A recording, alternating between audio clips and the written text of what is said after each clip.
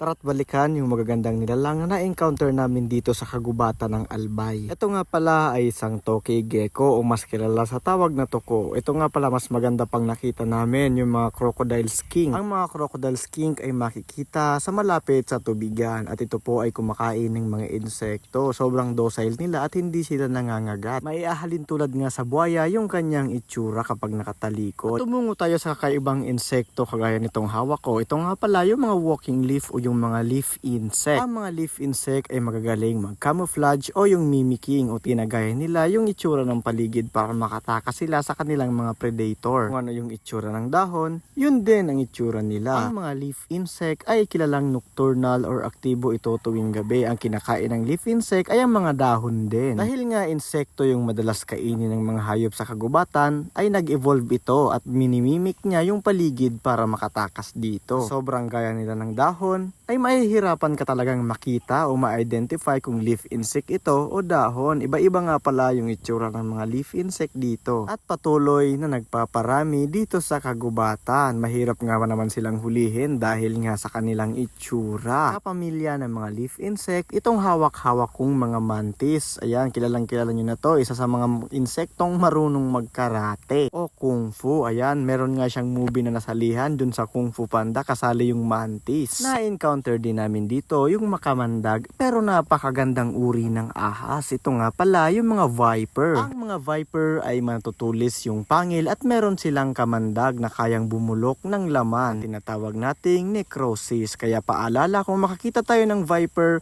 always tayong dumistansya at huwag na huwag itong hahawakan o hulihin. Kahit venomous, hindi intensyon ng viper na manuklaw unless na lang kung guluhin mo ito sa tirahan o i-provoke ito. Sila ay aktibo sa gabi at nocturnal. Sila naman ay mga ambush predator. Ibig sabihin, aantayin nila yung biktima na dumaan sa kanilang pwesto sa sila kakain. At kaya nilang makakita sa dilim. At ito naman isa pang ahas na kayang makakita sa dilim. Malamang familiar na kayo sa mga sawa o reticulated python. Ang mga reticulated python ay walang taglay na kamandag. Pero pumapatay sila sa pagsakal o tinatawag nating constriction. Sa lakas nila, kaya nilang pumatay ng mga hayop at lunukin ito ng buo. May mga naitala na nga na kumain daw ito ng tao, kalabaw at mga baboy. Sila lang naman ang may hawak ng titulong longest snake in the world o ang pinakamahabang ahas sa buong mundo. Sila din ay nocturnal o naghahanap ng pagkain tuwing gabi. Mas aktibo sila sa mga oras na ito. Isang dugtooth cat snake naman yung makikita natin sa taas ng puno. Mga arboreal kasi sila o dito naghahanap ng pagkain. Ito nga pala ay mga mildly venomous lang naman. Kaya hindi nila kayang pumatay ng tao. Ito nga ay mildly venomous din yung nakita nating makukulay ng mga Philippine vine snake. Ito nga hawak kong isang vine snake ay dilaw na dilaw at parang nga bang laruan. May mga nagsabi nga na fake ito o AI raw pero totoo pong nag-i-exist ang mga Philippine vine snake. Makikita sila sa mga tangkay kaya tinawag silang vine snake. Ito naman ay walang taglay na kamandag na ahas, isang brown rat snake. Madalas nga itong mapagkamalang cobra dahil sa kanyang coloration pero sana ma-appreciate natin na siya ay ating kaibigan sa paligid. Nakakontrol kasi sila ng mga pesting daga. Kapag nakagat ka nito ay safe lang naman siya sa tao dahil wala siyang taglay na kamandag. Ito kasi yung makamandag na maihalin tulad din sa isang brown rat snake. Ito nga pala yung mga Philippine cobra na kaya kang patayin sa loob ng 30 minutes hanggang sa isang oras. Kaya rin nilang magdura sa mata. Itong isang ahas hindi kayang magdura sa mata pero kaya kang patayin sa ilang minuto lang. Ito nga pala yung mga king cobra. Mas mabilis, mas defensive sa ibang ahas at kumakain po ito ng mga ahas na makakasalubong niya. Ito naman ay isang Marines bronzeback tree snake. Walang taglay din na kamandag na ahas. At ito nakakita tayo dito ng baby bayawak. Siguro mga ilang linggo pa lang bago siya napisa sa kanyang itlog. Ito nga pala ay anak ng Entengs monitor lizard. May nagpakita rin sa amin na napaka-cute pero nakakakilabot yung itsura na tarantula. Ito nga pala ay aktibo din tuwing gabi. Na-encounter din namin dito yung isa sa pinakamahabang rat snake na makikita rito sa Pilipinas. Ito nga pala ay mga red-tailed green rat snake. Ang mga rat snake ay non-venomous o walang taglay na kamandag pero iba itong green rat snake kasi sobrang defensive niya at medyo nangahabol siya kapag nako-corner. Tatagpuan sila sa mga sanga at matatayog na puno kagaya nitong Philippine sailfin dragon. Ayan nga pala yung itsura niya. Makikita to sa tabing ilog at sobrang gagaling nilang lumangoy at sumisid. Speaking of tabing ilog, dito rin makikita yung mga bayawak. Ang mga bayawak ay napaka-importante sa kalikasan. Bakit? Sila lang naman ang tagalinis ng ating kalikasan. kalikasan o scavengers. Kinakain nila yung mga bulok na hayop, yung may mga masakit na hayop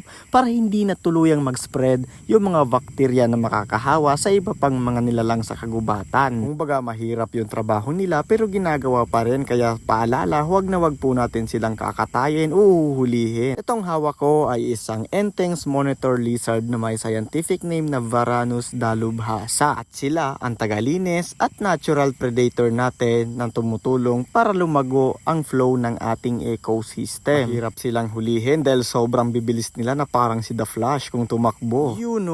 Ito naman nagpakita yung napaka-cute na nilang, ang cute-cute niya, 'di ba? Ito nga pala ay baby Philippine box turtle. Sobrang dami nila kapag gabi kasi nocturnal din ang mga nilalang na to. Kapag gabi, makikita nyo sila sa mga ilog na nanginginain ng mga lumot. Ayan, sobrang dami nila. Ito nga ang isa nagtatago, akala niya hindi ko siya makikita. Sila ang mga Philippine box turtle. Tinawag nga pala silang box turtle dahil may kakayahan itong itago yung kanilang buong katawan sa kanilang shell na animoy box. Isa sa na-encounter namin yung napaka-cute na nilalang na parang pusa. Ito nga pala yung mga civet cat. Ayan, o tinatawag naming alamid dito sa Bicol. Sayang lang at hindi namin na-videohan yung nanay nito kasi nung papalapit na kami ay bigla itong tumakbo papalayo. Ang mga civet cat ay isa sa nagpo-produce ng mga pinakamahal na kape. Ito na nga pala yung nanay niya nung gabi. Tinitingnan kami at naglilisik yung mga mata. Kakaibang encounter ang nakita namin sa mga tuyong dahon. Ayan, naka-camouflage kasi yung dalawang baby ibon na napaka-cute din. Hulaan nyo kung anong ibon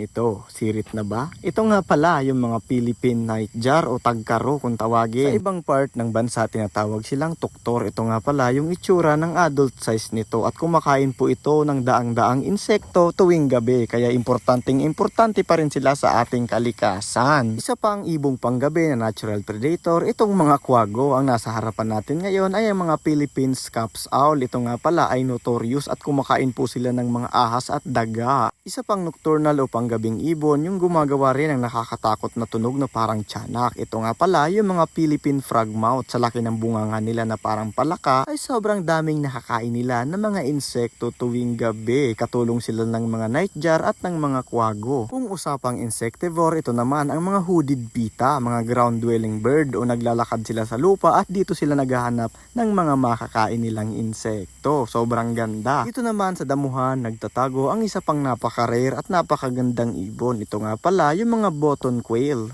o mga wild na pugo. Hindi siya gumagalaw gamit ang camouflage ay hindi natin siya makikita ng madalian. Isa pang insectivore na hayop pero malaking ibon ang nakita namin. Yan pala ay isang red-crested malkoha. Ayan, sobrang ganda ng buhok niya, di ba? At ibon na nakakatawa yung pangalan. Ito nga pala yung mga Philippine bulbul. Ang ibig sabihin ng Philippine bulbul ay mga songbird. Ayan, sobrang ganda kasi ng boses nito. Kumakain ito ng insekto at prutas. Ito naman ay isa pang ground-dwelling bird, isang emerald dove. Sobrang ganda, parang kalapate pero makulay na makulay. At ito naman ay isang black-naped monarch. Ang mga black-naped monarch ay sexually dimorphic. Ibig sabihin, magkaiba po ang kulay ng mga lalaki sa babae. Kapag asul na asul ang kulay at merong kulay itim sa kanyang noo, tsak na ito ay lalaki. Kumakain din po sila ng mga insekto sa kagubatan.